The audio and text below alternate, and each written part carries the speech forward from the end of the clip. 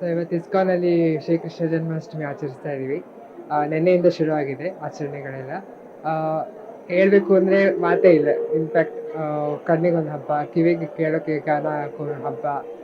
So ISKCON ಬರೋದೇ ಒಂದು ದೊಡ್ಡ ಹಬ್ಬ ಆಗೋಗಿದೆ ನಮಗೆ. ನಾವು ಇಸ್ಕಾನಲ್ಲಿ ಕಳೆದ 2 ವರ್ಷದಿಂದ ಸೇವೆ ಮಾಡ್ತಾ ಇದ್ದೀವಿ. ಸೊ ಇವತ್ತು ನಮಗೆ ವಾಲಂಟಿಯರ್ ಸರ್ವಿಸ್ ಸಿಕ್ಕಿದೆ. ಸುಮಾರು ಒಂದು 1200 ಜನ ವಾಲಂಟಿಯರ್ಸ್ ಇದ್ದೀವಿ. ಏನಿಲ್ಲ ಅಂದರೂ ಒಂದು 1.5 ಲಕ್ಷ ಜನ, 2 ಲಕ್ಷ ಹತ್ತಿರ ಬರ್ತಾರೆ ಜನ.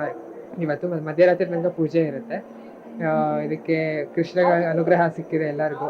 ಮತ್ತು ನಮ್ಮ ಮಧು ಪಂಡಿತ್ ಪ್ರಭು ಟೆಂಪಲ್ ಪ್ರೆಸಿಡೆಂಟ್ ಅವರಿಗೆ ಧನ್ಯವಾದ ಹೇಳಕ್ಕೆ ಇಷ್ಟಪಡ್ತೀನಿ. ನಾವೆಲ್ಲ ಕೃತಜ್ಞರಾಗಿದ್ದೀವಿ ಅವ್ರಿಗೆ. ಮತ್ತು ನಮ್ಮ ಶೀಲ ಪ್ರಭುಪಾದರ ಅನುಗ್ರಹ ಇಲ್ಲ ಯಾರಿಗೂ ಈ ಕೃಷ್ಣನ ಸೇವೆ ಮಾಡೋದಕ್ಕೆ ಸಿಗೋದೇ ಇಲ್ಲ. ಸೊ ಕೃಷ್ಣಂಗೆ ಏನು ನಾವು ಏನು ಅರ್ಪಿಸಿದ್ರೂ ನಮಗೆ ಸಮಾಧಾನನೇ ಆಗಲ್ಲ. ಅವನೇ ಸರ್ವೋತ್ತಮ. ಸೊ ನಾವು ಅವನಿಗೆ ಶರಣಾಗಬೇಕು ಅಂತ ಭಗವದ್ಗೀತೆನೂ ಅವನು ಅದು ಹೇಳಿದ್ದಾನೆ. ಸೊ ಸೇವೆ ಮಾಡೋದಕ್ಕೆ ನಾವು ಧನ್ಯರಾಗಿದ್ದೇವೆ. ಎಲ್ಲರೂ ಖಂಡಿತ ಬರಬೇಕು ಈ ಇಸ್ಕಾನ್ ಟೆಂಪಲ್ಗೆ. ಅವ್ರ ಕೈಲಾದಷ್ಟು ಸೇವೆ ಮಾಡಬೇಕು ಅಂತ ನಾವು ಕೇಳ್ಕೊತೀವಿ. ಹರೇ ಕೃಷ್ಣ.